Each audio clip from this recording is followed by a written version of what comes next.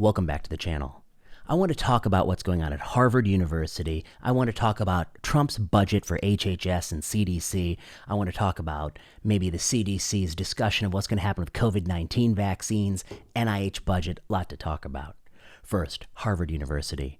Well, the Trump administration has put the squeeze on Harvard University. They've frozen $2 billion in funds to Harvard University. Harvard has $9 billion that they could freeze.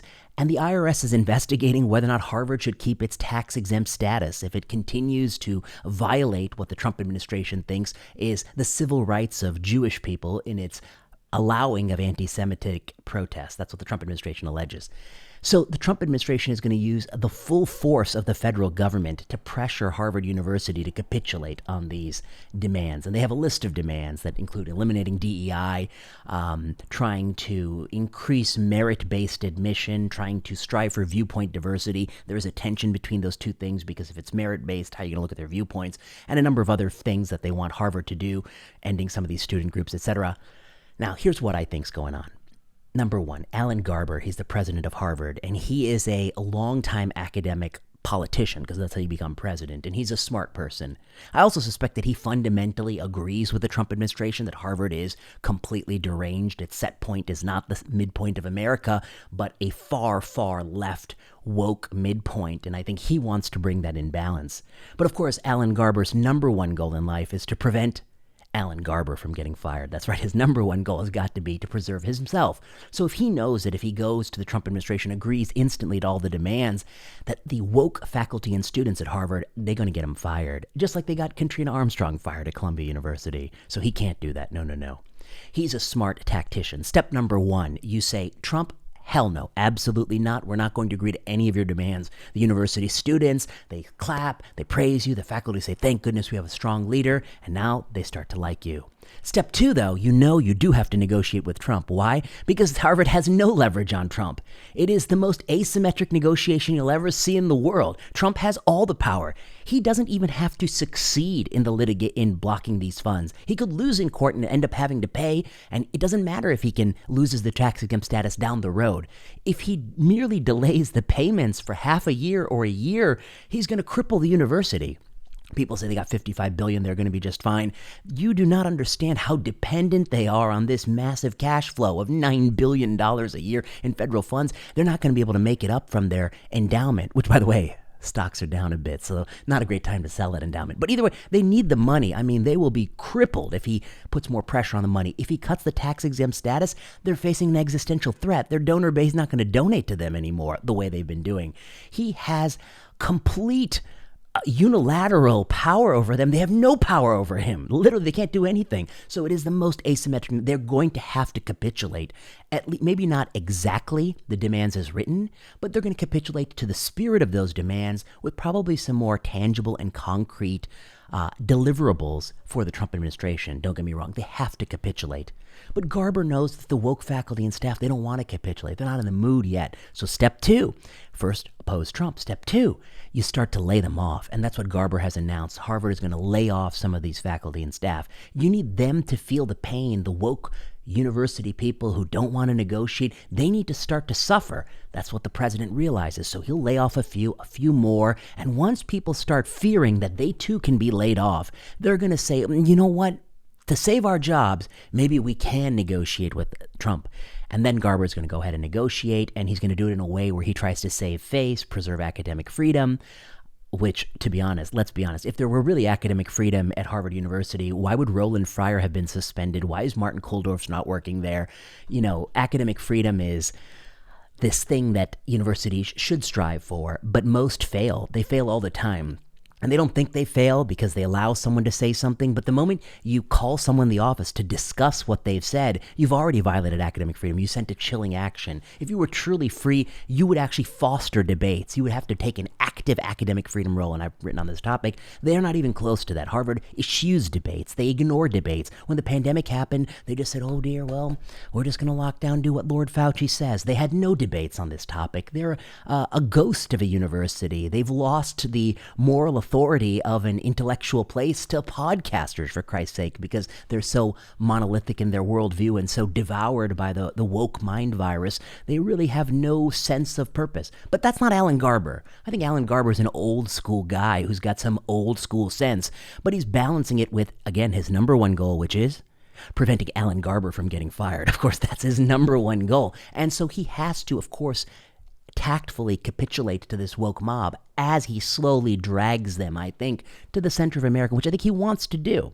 So, step one, you make a big fuss. Step two, you start laying people off. That's begun. Step three, you lay them off a little bit harder so they really feel, they can really taste it. And then step four, you negotiate a term sheet with Trump that largely acquiesces to the demands because you have literally no negotiating power, but also allows you to save face with the people you govern or, are president of at Harvard. And I think that's what he's going to do.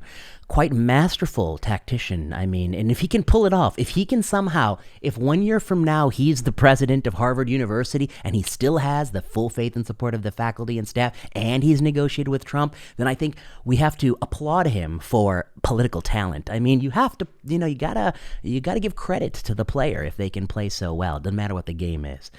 Now, what do I think? What I honestly think is that, and I have a nice article on this coming in Sensible Medicine this Saturday, which is that I do think universities do need to be pulled towards the mainstream. They're completely insane. They're off their rocker. On many topics, the midpoint of the university is so far out there. If you took 100 average Americans and had them listen to what these professors are saying in some of these ethnic studies and cultural studies classes, their heads will explode. If you even have them come to biomedical classes where they discuss things like pregnancy, their heads will explode when they hear the rhetoric that's being used in the classroom. What are you even, pregnant person? What the hell are you talking about? People with uteri? They're going to be so confused at how far woke it's gone. They're also going to be confused if they could actually listen in to how the admissions decisions were made. The average 100 people from America, again, their heads would explode. Even, I think, minorities' heads would explode because they'd say, my God, what are you doing in terms of you're obsessed with diversity, you have no way to quantify how much somebody has suffered, and yet you're talking about it in such speculative terms. It's completely deranged. You have no scale of how much adversity someone has overcome, and yet you're speculating wildly on the basis of traits like race and gender identity and sexuality in a completely inappropriate way, which the Supreme Court has actually made illegal, I think, and they're still violating the spirit of the Supreme Court ruling. The average 100 Americans, their heads would explode. And universities have some obligation to be at the set point of America. And if they did, actually, they would have done a much better job during the pandemic where they failed colossally. Masking a 2-year-old is something that a lot of university academic medical doctors think is a good idea. But 100 random people from America will know that you're a fucking moron if you think you're really a fucking moron if you think a 2-year-old should wear a cloth mask. And that's what they knew intuitively. And that's why they don't trust these elite morons who've been running things, okay? So Alan Garber has a tall task. All university presidents do. For the last 20 years, they've acquiesced to the woke people in the university because they want to keep their power, but they need to do so in a way that pulls them towards a set point, lest they face an existential crisis where a political figure, maybe it's not going to be Trump, but it might be the next person, will completely obliterate them with the power of the federal government.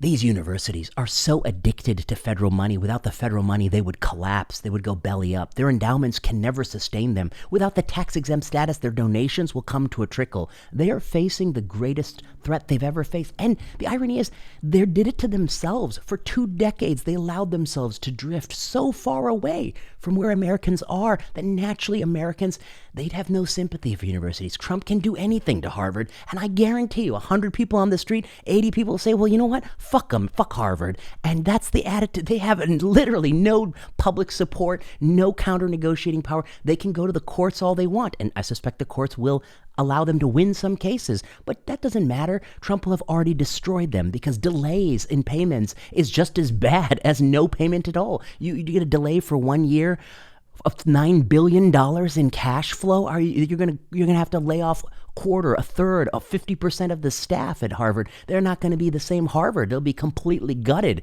They can't make it up from the endowment, I don't think. That's my theory of it. And I think Garber knows this. And Columbia University president knew that, Katrina Armstrong. She knew she can't survive Trump. But she's not as smart as Garber, in my opinion. She's not a tactician person. And so she quickly acquiesced. And then, of course, they fired her because the woke people weren't yet persuaded. That's why Garber's got the 3-point plan. 1, fight Trump. 2, well, fight Trump, but you wink, we're going to fight. We're going to fight real hard. We're going to fight that Trump. 2, you make them suffer. They have to suffer so that they change their mind. So you got to lay them off harder. And then the fear of being laid off, if the layoffs are at random and capricious, then they'll start to be willing to negotiate. And this is a common tactic throughout all governments and wars throughout history.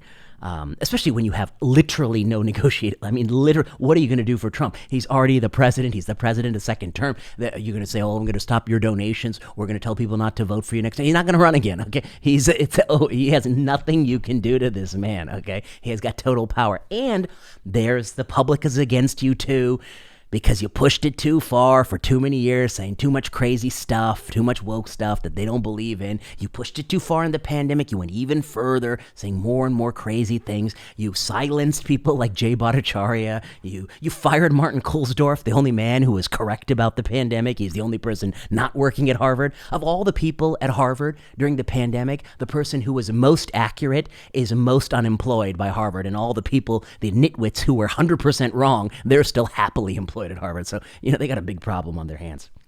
Those are my thoughts.